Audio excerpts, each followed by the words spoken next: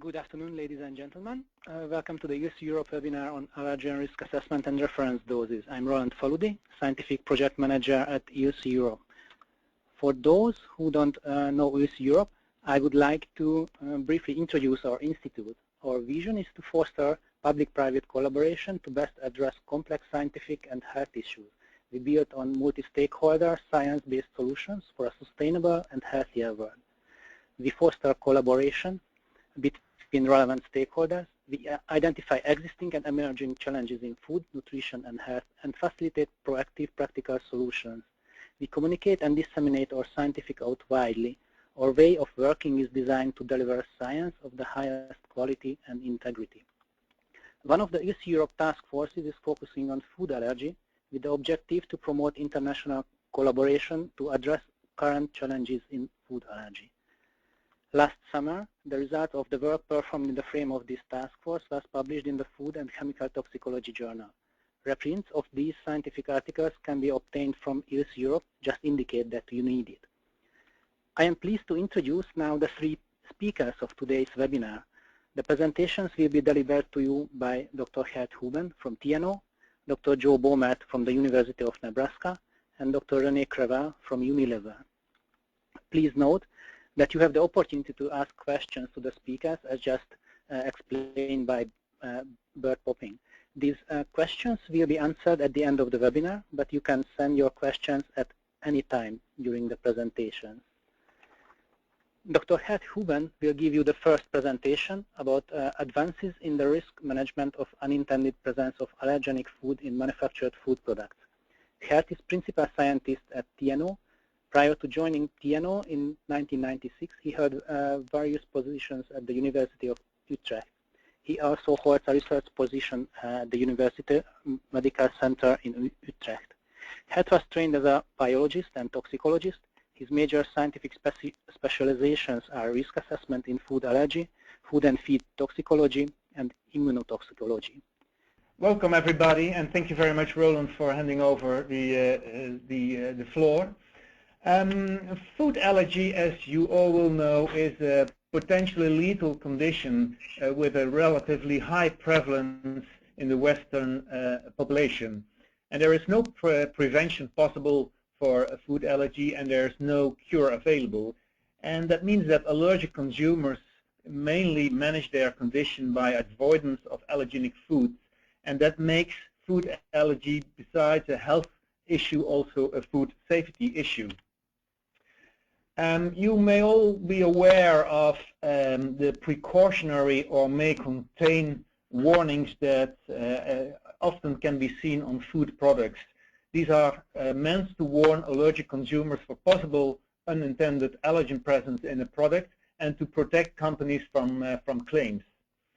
Unfortunately, these precautionary warnings seem to lack a correlation with actual risks of the presence of non-ingredient allergens in food. And I mentioned on this slide several studies with examples. And if you look at these studies, you will see that in these studies, products with which contain the warning might contain the allergens in let's say 6.5 to 95% of the cases.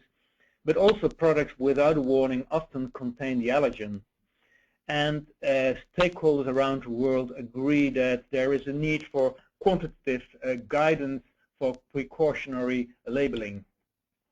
And an example to illustrate the importance of this is a study that we did about 5 years ago.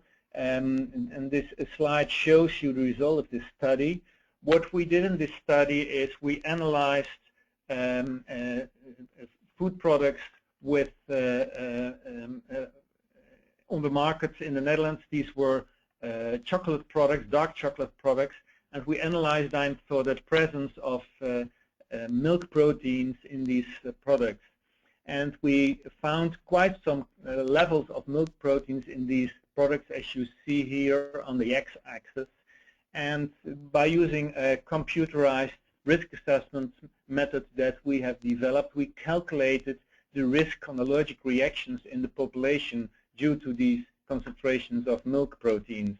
And as you can see here, quite some percentage of the population will be at risk for allergic reactions due to these allergen concentrations. There are 2 countries in the world that have set thresholds for precautionary labeling of allergens in food products, and that is Switzerland and Japan. And they set thresholds of 1,000 ppm and 10 ppm respectively. Although this is of value in some cases, we need to consider that these thresholds may pose some problems in some cases, and I illustrated that on this slide, because if you would assume a food product of which you have an intake of 200 grams, then the allergen intake for a portion of food with an allergen at the threshold level would be 200 milligram or 2 milligram in Japan, in Switzerland and Japan respectively. And if we look at threshold distributions derived from various studies, here on the right-hand side, for instance, you see that with these thresholds for Switzerland and Japan, there are quite some food allergens for which a very high proportion of the allergic population may show allergic reaction with an intake of about 200 or 2 milligram of allergen. Several years ago, there has been a development in Australia and New Zealand organized by the Allergen Bureau, trying to deliver an approach for precautionary labeling based on reference doses and action levels. And I would like to present you a little bit information on a vital scientific expert panel of which I had the privilege to be part of, that worked for this Allergen Bureau and tried to establish reference doses for deriving concentration action levels for precautionary labeling.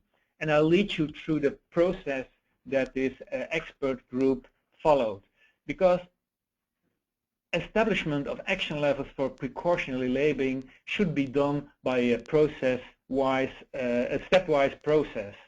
And I'll show you 3 important steps of this process in a few slides. The first step is actually to agree with stakeholders on the safety level that you want to achieve, or phrased other way, what is the accepted risk level that you accept as stakeholders together. Because 100% safety is not feasible, we all know that, and you have to agree on a certain level of safety or risk that you agree on. And this is to be done through a risk analysis process in which you take into consideration the feasibility from a scientific point of view, what are the limitations for compliance, can you monitor what you want to achieve, can you enforce it, what is the effect on food choice, and is a choice that you make acceptable to all stakeholders. And this process should lead to an optimum balance seeking in terms of these considerations, and that can lead to an accepted residual risk level. And the vital expert panel, in consultation with stakeholders, took a residual risk level of maximally 1% mild objective reactions in the allergic population, the allergic users of a certain product, as an acceptable balance, taking into consideration that its incidental effects would in general be mild and transitory and generally requiring no medical intervention. With that in mind, we used data from a big threshold data mining project that Tino started, and we conducted that study in collaboration with the Food Allergy Research and Resources Program from Nebraska University, with my friend Joe, who will give a second presentation as an important collaborator.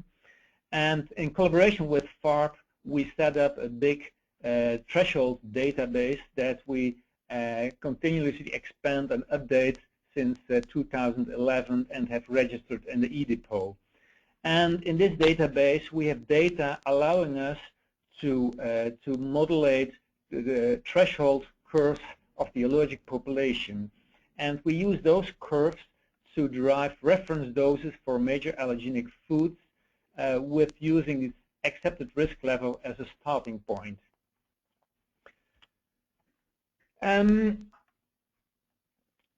Now, if we have this 1% risk level that we take as a starting point for precautionary labeling thresholds, and we have reference doses for major allergenic foods, for instance, for peanut protein 0.2 milligram, which is a dose, then on the basis of this, you can calculate action levels, which are concentration action levels in food by using food intake assumptions. The Allergen Bureau has a website in which they have a calculator in which you can fill in a food consumption figure, and when you then update this calculator, you get a list of action levels for food products, for allergens in food products, depending on the level of intake that you take as a starting point for the calculations. However, it is very important to select an appropriate intake figure in this way of calculating. And I'll like to illustrate that here with an example. And the example is peanut residues in brown wheat bread. For peanut protein, the reference dose, as I already mentioned, is 0.2 milligram of peanut protein, as calculated by the Vital Experts panel. If you would assume a food intake of 35 grams, which is a portion size of one slice of bread, which is from a nutritional point of view used as a recommended portion size of bread in the Netherlands, so one slice of bread, then the average intake is about 35 grams of brown wheat bread. And if you would use that intake in combination with the 0.2 milligram reference dose, you would calculate an action level of 5.7 ppm. However, we all know that if you eat bread, that most people would eat more than one slice of bread. And the P95 of the actual intake of brown wheat bread in the Netherlands is 210 grams of bread. And if you would use that as a starting point, your action level would be 1 ppm. And you can imagine that these action levels reflect different risks when used in risk calculation. And I illustrated that here using our computerized risk assessment program again. If you would have an action level of 1 ppm of peanut protein in brown wheat bread, that would correspond with an actual risk in the population of 1.0% as calculated in our program. And that is exactly the maximum risk taken as a starting point. So that would be a very accurate and correct action level. However, if you would use the other starting points, one slice of bread, with a 5.7 ppm action level, the risk would be 3.5%, and you immediately see that's higher than the 1% risk taking as a starting point. So this illustrates the importance of an appropriate intake figure to be selected. After the work that the Vital Expert panel did, an ILSI Europe Food Allergy Task Force expert group was also considering these kind of approaches, and the expert group from thresholds to action levels assessed the Vital approach developed for Australia and New Zealand, and basically adopted the approach. But in the assessment, the expert panel particularly considered the importance of selecting an appropriate intake figure, and indeed confirmed that some guidance in this respect might be of value to make the application of the vital approach easier for companies. The expert panel also considered whether risks indeed remain at or below the accepted risk level when using this approach, and various scenarios were assessed and analyzed, and the conclusions were yes, the risks indeed are at or below 1%, taking as a start point. They also considered whether there might be important differences among countries, and also using different scenarios that were studied and different countries and databases from different countries, the conclusions were that there were not real important difference between various countries. And the last important thing of the assessment of the expert panel was that they considered whether a risk of a meal including 2 or more food products that may all be contaminated with the same allergen would pose a risk higher than 1% or not. And the outcome was that in the case of incidental trace scenarios, for instance, situations where only 10% of the food products are contaminated, then the risks will be below the accepted risk level taken as a starting point. On the basis of these analyses, the expert panel prepared a report, and in 2012 organized an international stakeholder meeting together with the Food Allergy Research and Resources Program, Health Canada, ILSI Japan and North America, and the University in Nebraska. Representatives from all continents were present, including patient organizations, industry, governmental, clinicians, and dietitians, and representatives from science. And the ILSI expert panel report was presented and discussed at this meeting. And the outcomes of this meeting were that all stakeholders agreed that a consistent and transparent set of reference doses as a basis for action levels would be a desirable approach. Data from food challenge studies were considered the appropriate foundation from which these action levels could be derived. And the stakeholders also said, well, we have sufficient data now to move forward. We can always wait for more information, but we have a big data set at this moment, and let's move forward with what we have at this moment.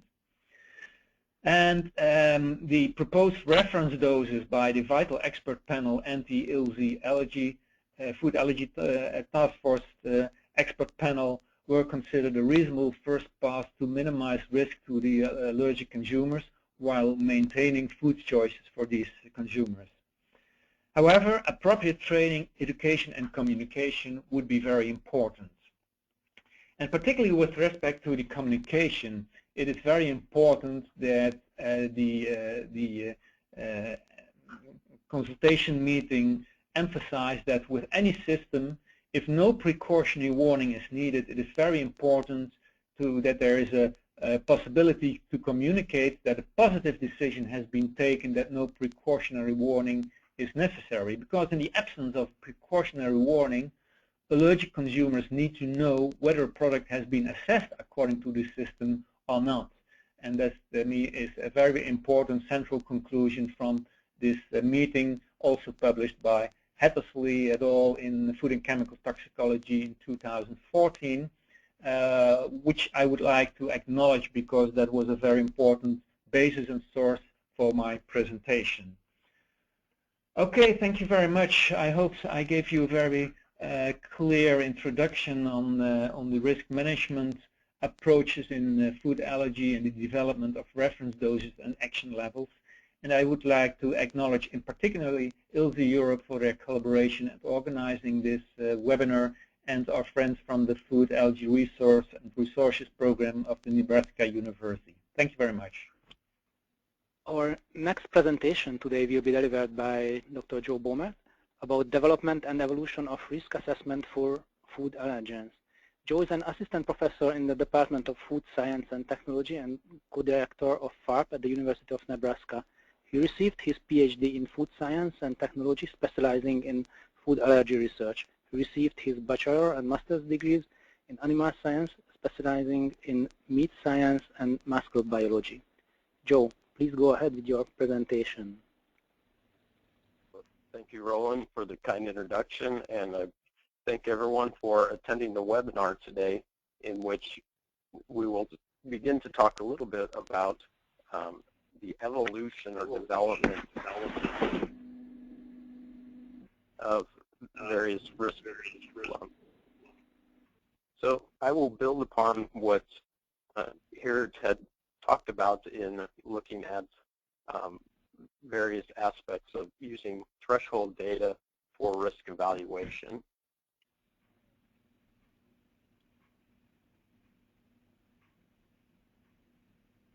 So today I'll talk a little bit about first an introduction.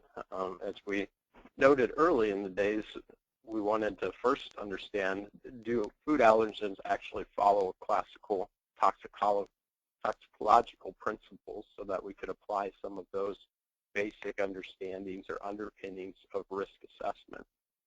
That then developed into various safety assessment approaches, benchmark dose approaches, and to what currently is believed as the most robust and transparent approach, which is the probabilistic modeling, can be used in conjunction with a benchmark dose approach.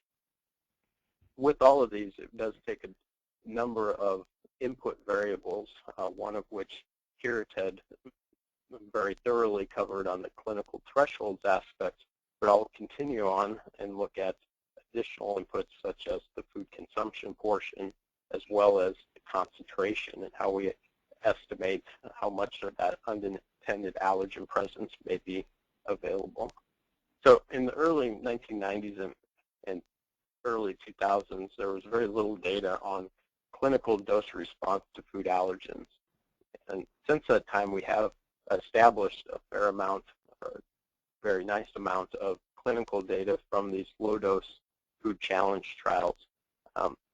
Again, at that point in time, though, we were uncertain as to whether or not we could apply those toxicological approaches to food allergen risk assessment. Additionally, we were not sure if the common belief at the time, in which we thought that all allergic reactions that could be quite severe would occur at very small exposure doses. And that was more anecdotal data than it was proven in the clinical science.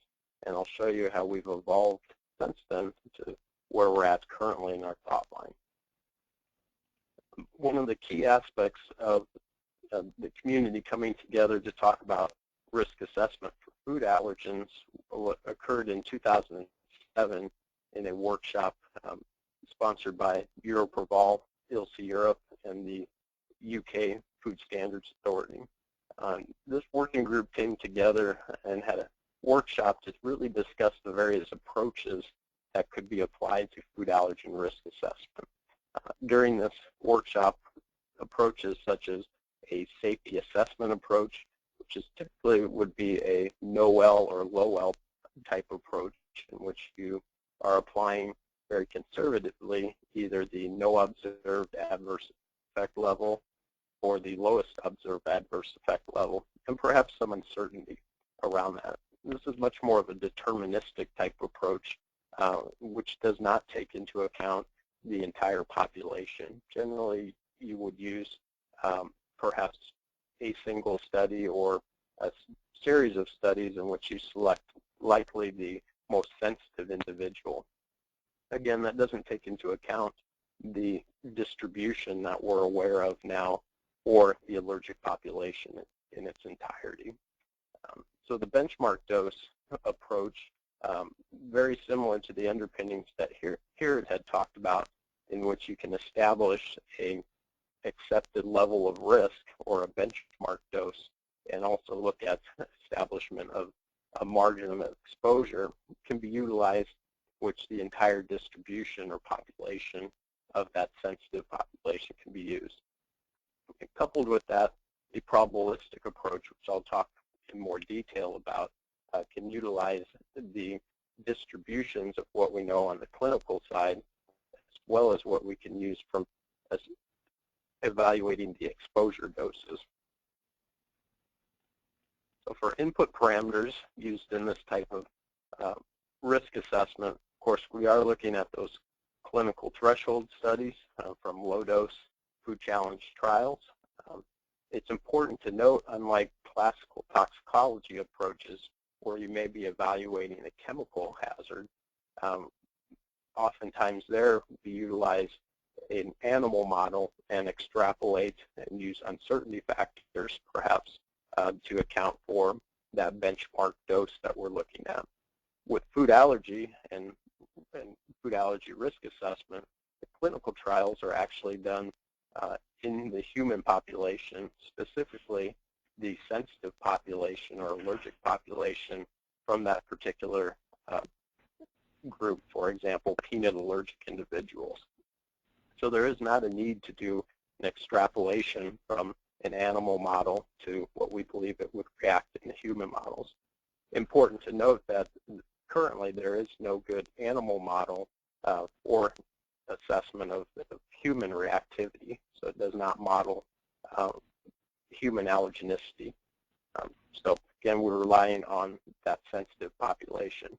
Because of that, we believe that uncertainty factors and our conservatism in the approaches that we'll discuss more in detail. The exposure assessment, which I'll talk in more detail as well, looks at the food intake, so not only serving sizes, but also the distribution of consumption, because we know individuals will eat on a population basis different portion sizes.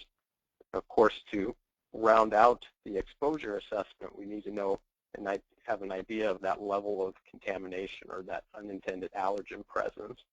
So we talk a little bit about how we quantitate that level. Here laid out how the inclusion criteria and establishments of the reference doses took place.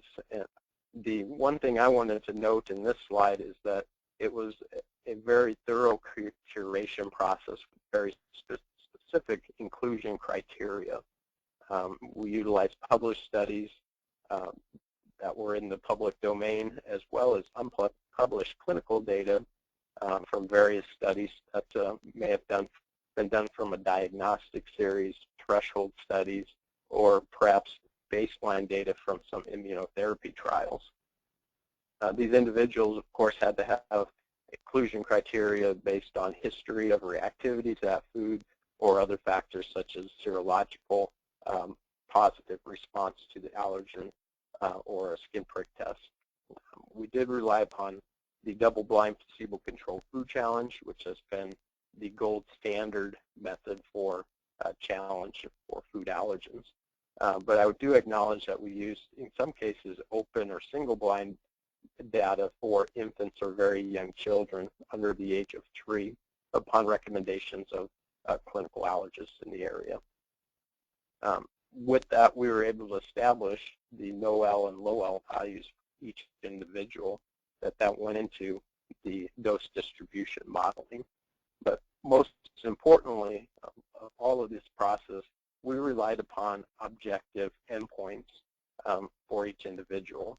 So individuals had to have an objective reaction, something that could be visually observed by the clinician or research nurse and documented, rather than subjective endpoints, something such as an itchy mouth that cannot be measured. And in those cases, we know subjective endpoints can be called differently by various clinicians and nurses. So we know that when we merge data from multiple publications or sources, there can be a great deal of variability. So again, we relied on objective endpoints.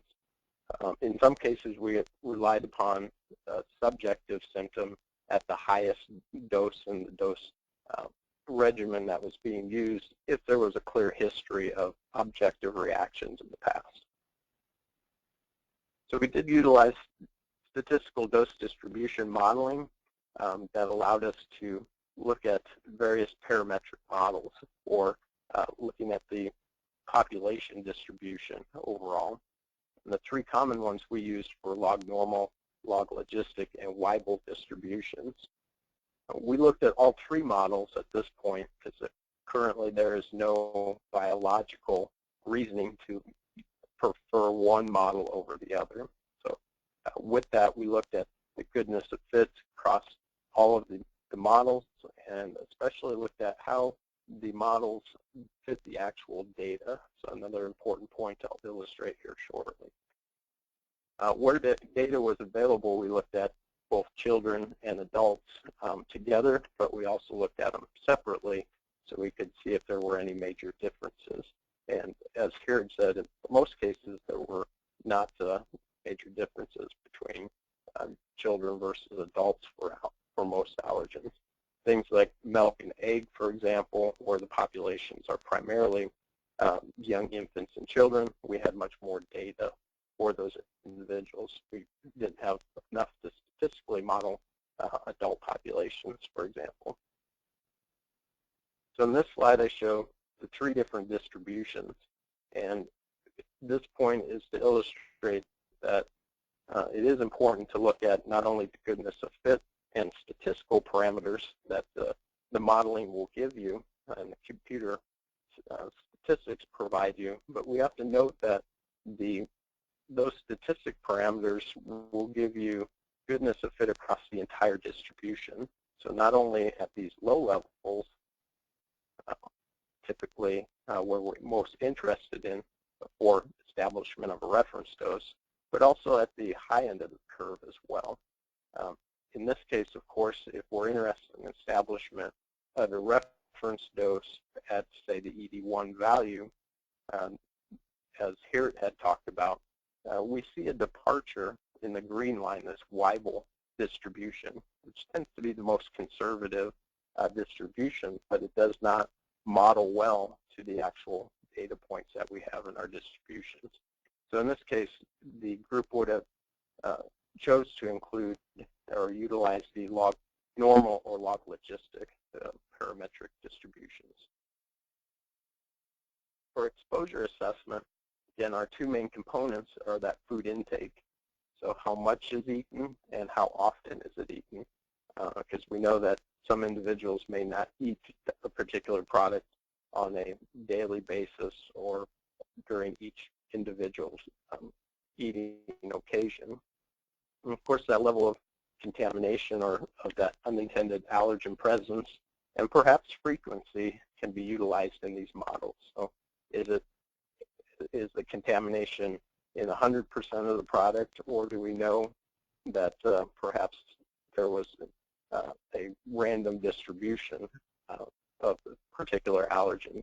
So if there is a robust sampling plan included, we could include the fact that maybe 25% of the product would have detectable allergen. Of course, accurate exposure assessment is an important component of the overall risk assessment. So we have very thorough evaluation of the clinical data, but we cannot set aside the exposure assessment as it's a vital important part of the overall assessment. So we have to make sure that consumption data is reflective of the population of consumers that were interested for that particular product or product category, and that the consumption data is very carefully calculated and or analytically assessed, and that the right methods are being utilized. So an example for the exposure assessment would be to utilize something such as a consumption database or dietary survey that may be available in various countries. And say there is Danish and Dutch databases, UK databases for consumption, as well as ones here in the US and Canada, for example.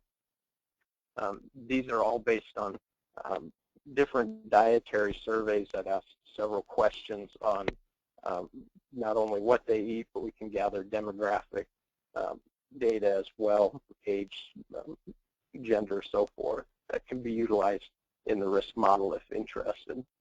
They all have different setups, though, so if we're looking at different databases, we have to be aware that some are 7-day diary records, others are 2-day, some are a 24-hour recall database. The primary goal, again, is to look at what we know about consumption from a population standpoint for what we believe would be similar to our allergic individuals. So here Ted provided a very nice illustration of why it's important with his example in bread. We rely upon a recommended serving of bread, which would be 1 slice in many countries. We know that individuals may eat 1 slice, but most individuals eat 2, 3, 4 slices, for example. So we need to take that into account into a thorough risk assessment. For the food intake data, what we're looking at, again, is data from the general population. There is some data available on individuals that may indicate that they have an allergy, but that's not the primary goal of most of these consumption surveys. It's more of a nutritional survey. So it's generally unknown that whether or not an individual is truly allergic in that entry. So from this point, we assume that the food allergic individual that would choose to eat a certain product, so if they go out to the market and buy that product, they would consume that same portion size within the same frequency as the non-allergic people that may be in the majority of that general population in the database. So there are efforts to begin to populate and get a better understanding about what eating and consumption habits are for allergic individuals, but we don't have that data currently. For the second part of exposure assessment, of course, the contamination data becomes quite important. So we have to have a thorough understanding of the concentration of that food residue.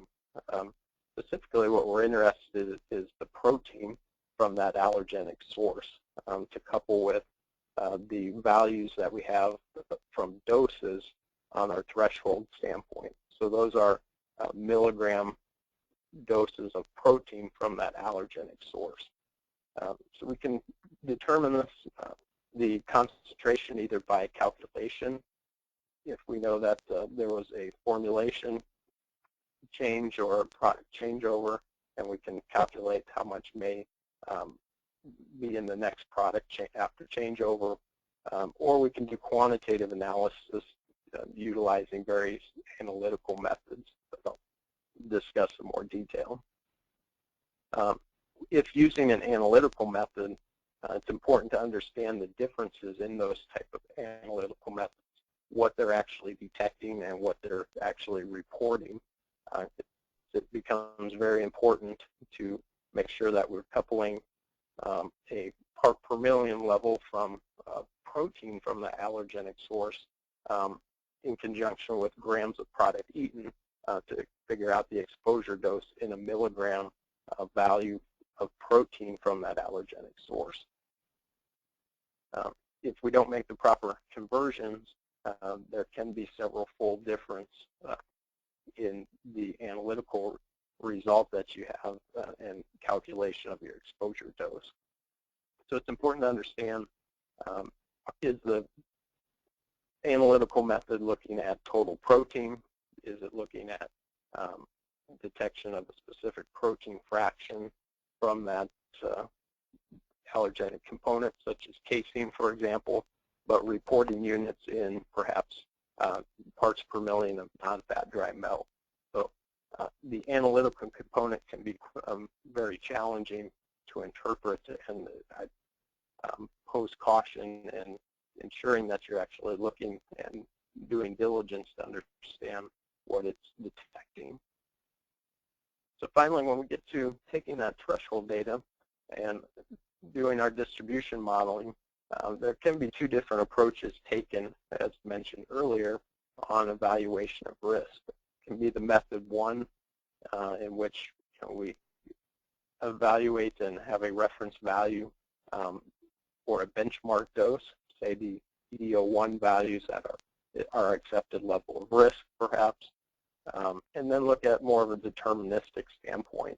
So is the reference dose in comparison to what we know about the exposure dose. So do we have perhaps a risk in that regard? We can use more intricate models, such as the probabilistic model that takes into account all of the distributions of consumption, the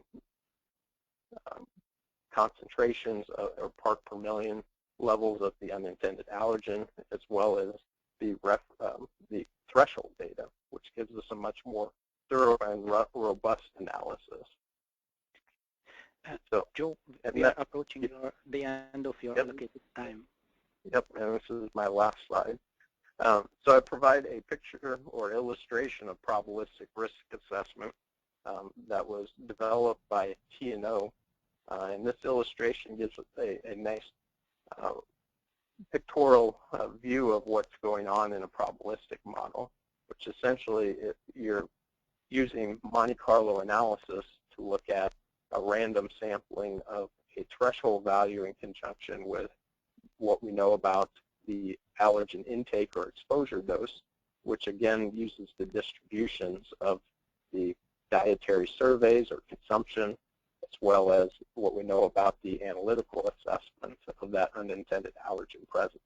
We can have a very robust analysis using all of those distributions and what we know about differences in the allergic individuals as well as their consumption values for the risk assessment.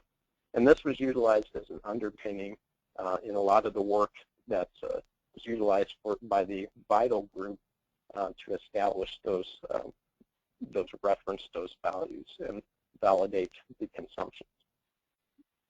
So again, we have very good fits for 11 different allergens in my view, with a couple additional ones that we have some data and we'll continue to build upon that clinical data.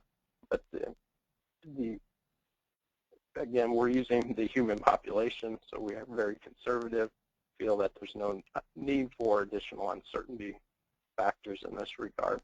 And these reference doses coupled with probabilistic modeling provide a realistic basis for determining reference doses, as well as how we could utilize the data for evaluation of when a precautionary statement should be utilized and provide much more transparency in that endpoint that can be used operationally by the food industry.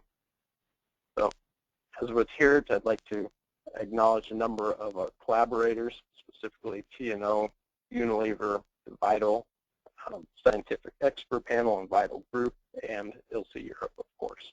So I thank you for your attention. So I wanted to remind the audience that you can type your questions anytime in the question box.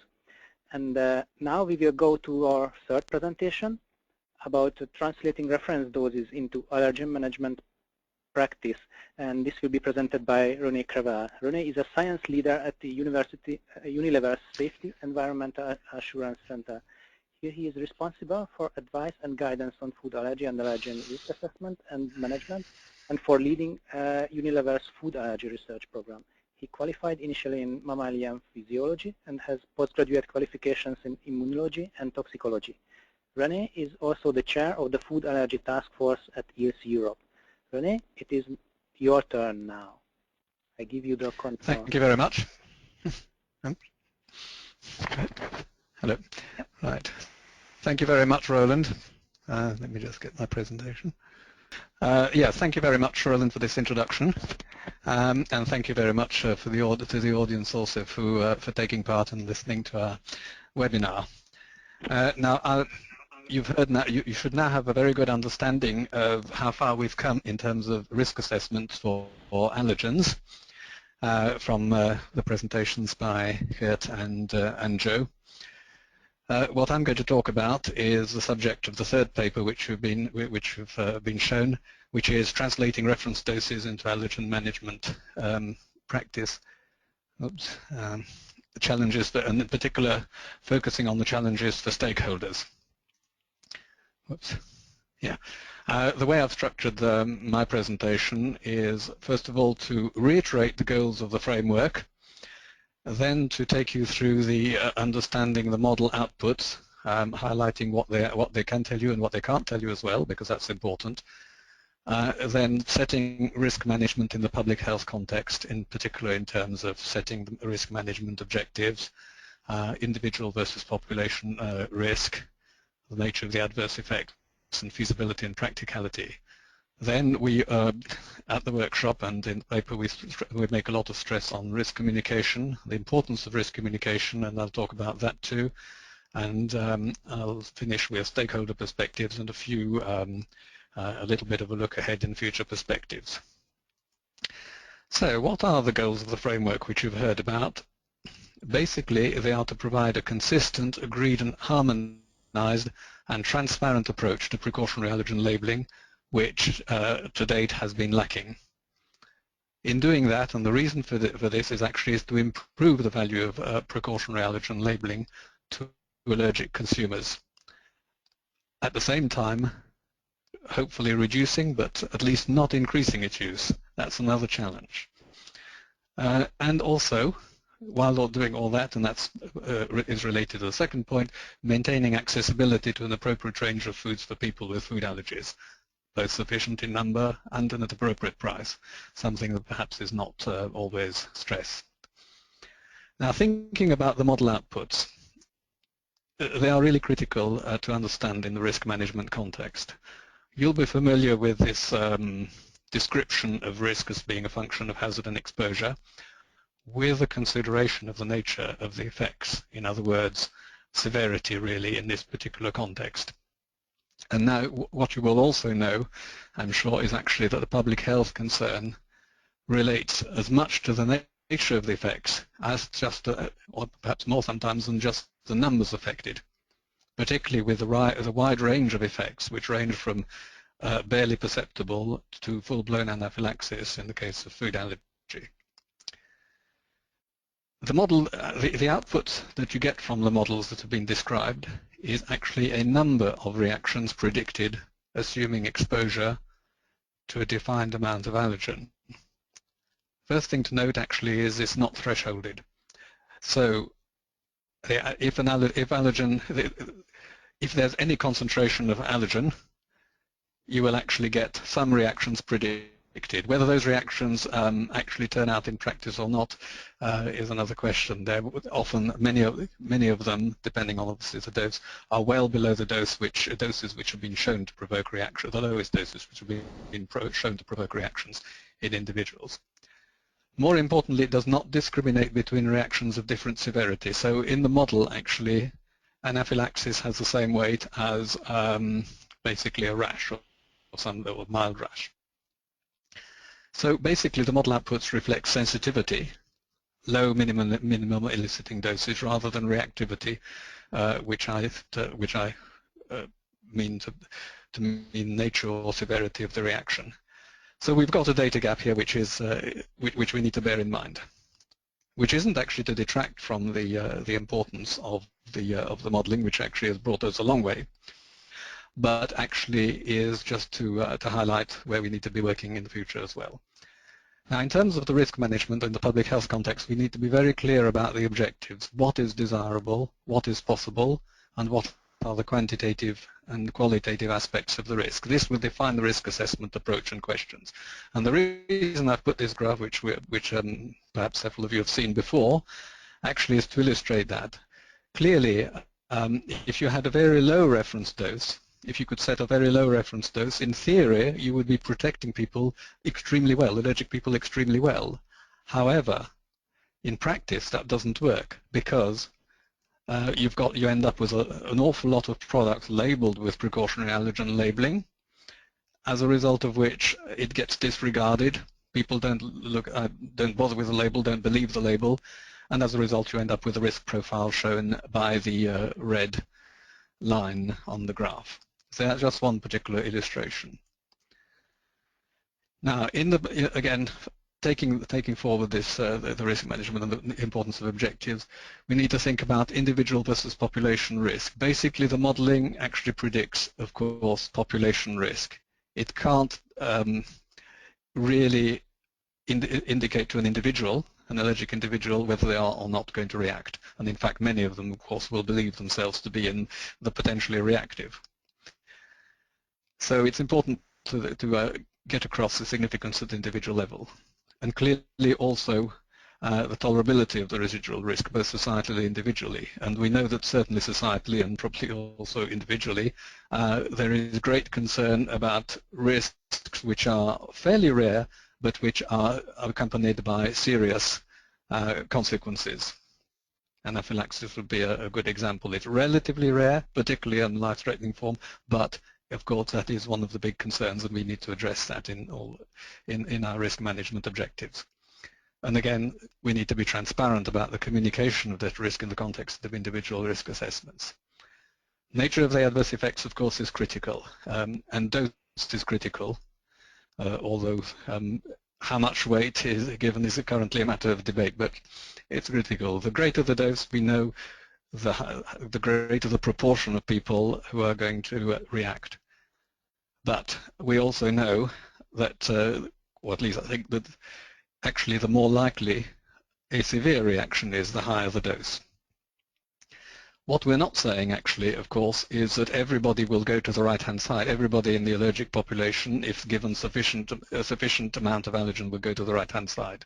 That's a different question. But the likelihood, I think, is greater. We know those adverse effects are also modulated by other factors such as exercise, stress, infection, and many others. Another consideration, as I mentioned before, is feasibility and practicality, and we need to consider both the technical aspects, operational aspects. How is it possible to produce food products within particular specifications, but also, as Geert and Jeff already mentioned, verification, which can be quite challenging. And then we need to think about the socio-economic costs, both costs and other legitimate factors such as waste, sustainability, and so on. I mentioned risk communication is critical, but risk communication isn't just me telling somebody, an allergic consumer, what the output is. It's more of an iterative and interactive process, and we try to do that within our expert group. Actually, it's not unidirectional, and it needs to involve all interested parties at different stages. And of course, it needs to be transparent and honest, and that is critical to establishing what a tolerable risk is. Now, we know that currently the risk associated with allergens is communicated both through allergen ingredient labeling, and I think the consensus is probably that it's fairly effective. There's probably improvement that can be made, but that's not the big issue. The big issue, as you've already heard, is precautionary allergen labeling, which is not functioning properly at present. There's too much of it still. There are no common standards for application. Of course, the work we've done aims to develop that standard, to propose that standard, and it's confusing, and because there are no common standards, it's confusing to consumers. It's also confusing to healthcare practitioners who have to advise consumers. So basically, it lacks credibility among many, leading to taking risks, them taking risks. So moving on from that now to stakeholder perspectives, which we heard about at the workshop and throughout the work of the expert group as well. Well, clearly allergic consumers have an expectation of safety. That, I think, is what one would expect. But it is critical to communicate the framework effectively. They want to understand what reference doses mean in practice. They want to understand how likely they are to have a reaction which is going to be severe. And they want to know how those reference doses relate to thresholds and their chance of a reaction. And as I mentioned before, transparency is a critical element. Now, healthcare practitioners who need to advise allergic consumers welcome the framework because it provides a consistent and harmonized application of precautionary allergen labeling, and it should help to improve advice to people with food allergies. And hopefully it will help them to provide differentiated advice according to the history of allergy.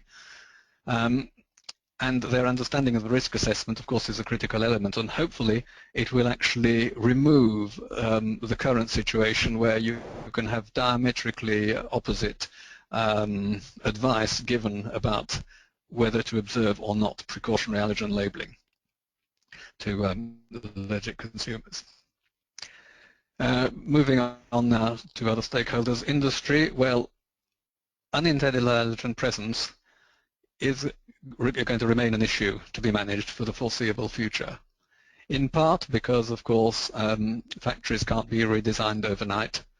There are many limitations to that, among other things, which I won't go into. So, because unintended allergen presence is going to remain an issue, precautionary allergen labeling will also continue to be needed. And our industrial stakeholders thought the framework had several positive features, in particular the evidence-based benchmarks and the common risk assessment approach. But they also foresaw some interesting and important challenges, such as in verification. Are the analytical tools that we've got up to the job? For start, Joe referred to that briefly as well. It's a question that needs to be addressed.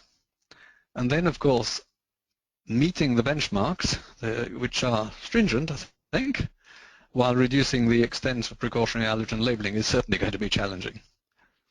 So actually achieving the goals of the framework, which I mentioned at the beginning, will not be easy.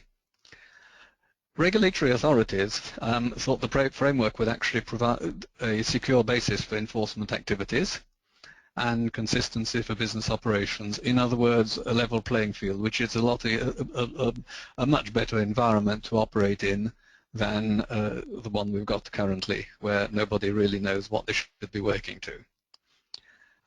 There was also a suggestion that the framework could be used as a basis for exemptions for very low amounts of allergen present as an ingredient, not necessarily as only as a starting point rather than the actual value which would be applied, but that is another point. So to complete now, some of the thoughts that were that I've chosen to highlight, which came up in the workshop, was one that it would be perhaps a good idea to try and get endorsement through for the framework through Codex Alimentarius as a basis for a global standard. Also, something that's been mentioned before was that it was important to provide positive distinction about products. So, to distinguish between those which have no precautionary allergen labeling and which have been through a formal, rigorous, transparent risk assessment, and those which haven't. So that, of course, is something that we've also heard from food allergic consumers. They need to be able to differentiate if they're going to make, if it's going to be of use to them. And finally, of course, as you'd expect, the framework's intended to evolve as greater knowledge is acquired as well. And with that, I think that's my last slide. Thank you very much for listening, and thank you. I haven't got a slide of acknowledgements like my co-presenters, but I would join my thanks to and acknowledgements to the same organisation and the same people as listed there, as well as to the audience for listening. Thank you very much.